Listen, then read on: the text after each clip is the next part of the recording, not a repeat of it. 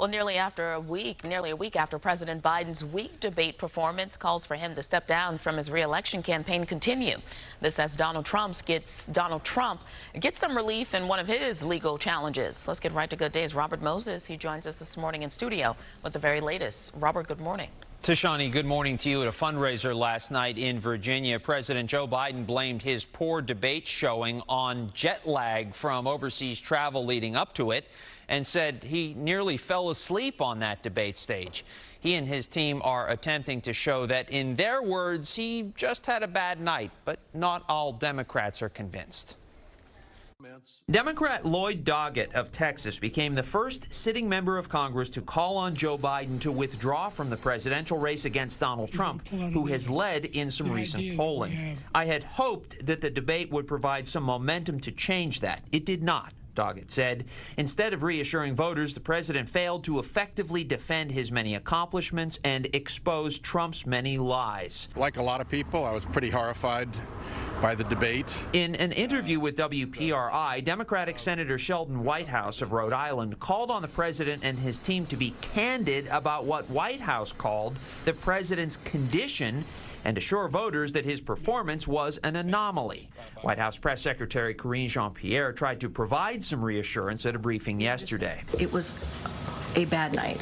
According to a front-page story in today's New York Times, people who have observed the president behind closed doors say he has, quote, increasingly appeared confused or listless or would lose the thread of conversations.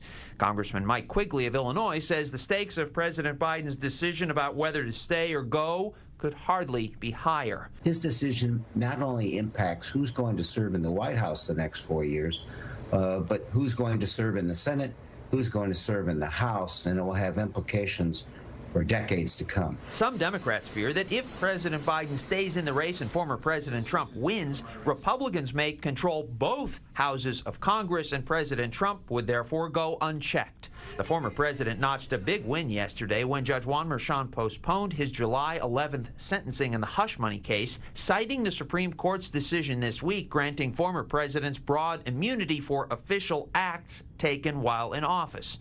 In a letter to both the defense and prosecution, Merchan said the sentencing is now scheduled for September 18th, quote, if such is still necessary, a reminder that the high court's ruling could endanger the former president's conviction. And back in Washington, the damage control continues at the White House. President Biden will meet with Democratic governors tonight in the Roosevelt Room, at least in part, to assure them of his viability. He will also sit for a network TV interview this Friday, which is set to air in full starting this weekend. And then the president is expected to hold a press conference next week.